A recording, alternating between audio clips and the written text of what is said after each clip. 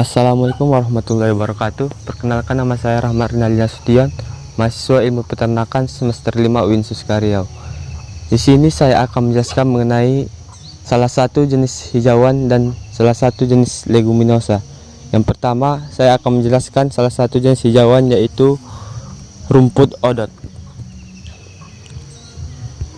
Rumput odot taksonominya adalah Regnum plantae, superdivisi Spermatophyta, divisi Magnoliophyta, kelas Liliopsida, subkelas Commelindae, ordo Poales, famili Poaceae, genus Penicetum. Adapun morfologi dari rumput odot ini yaitu perakarannya yang kuat dan dalam, daunnya ini batangnya halus. Batangnya ini lunak dan mudah dimakan ternak. Adapun produktivitas dari rumput odot yaitu produksi mencapai 250 ton per hektar dan umur panen setiap 40 hari atau setiap 7 sampai 8 minggu. Kandungan nutrisi dari rumput odot yaitu protein kasar 14%, protein kasar daun 14,35%, protein kasar batang 8,1%, kadar lemak kasar daun 2,72%, kadar lemak kasar batang 0,91%, digestibility daun 72,68%, digestibility batang 62,56%. Kelebihan dari rumput odot ini yaitu batangnya itu relatif pendek dan empuk.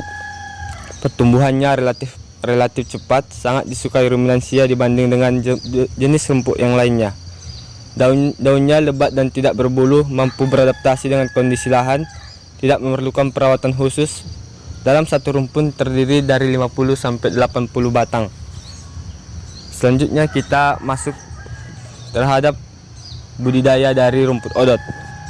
Yang pertama itu cara penanaman.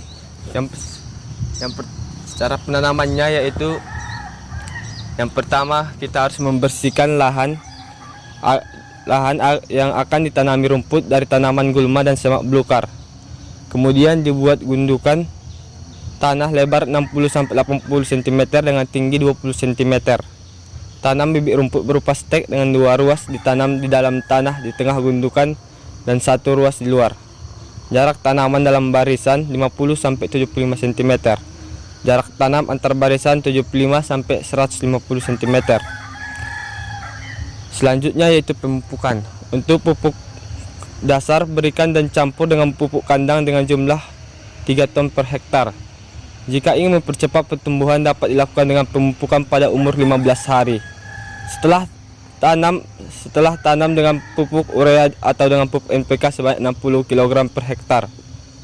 Selanjutnya yaitu tahap pemanenan. Pertama kali penanaman rumput odot bisa dipanen pada umur sekitar 60 hari. Ciri rumput yang sudah dapat dipanen adalah ruas batang yang sudah berukuran 15 cm. Umur panen pada musim penghujan 35 sampai 45 hari, sedangkan pada musim kemarau 40 sampai 50 hari. Potong pendek sejajar dengan tanah. Untuk pemanenan pertama kali sebaiknya dipanen lebih dari 60 hari atau ditunggu batangnya sampai dengan 30 sampai 40 cm. Sebelum diberikan kepada ternak, pertama kita harus mencacah dari pohon rumput odot, daun rumput odot.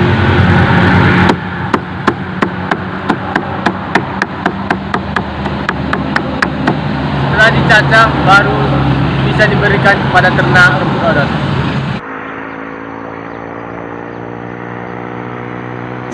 Baiklah, di belakang saya sudah ada tanaman lamtoro. Dan saya akan menjelaskan mengenai tanaman lamtoro.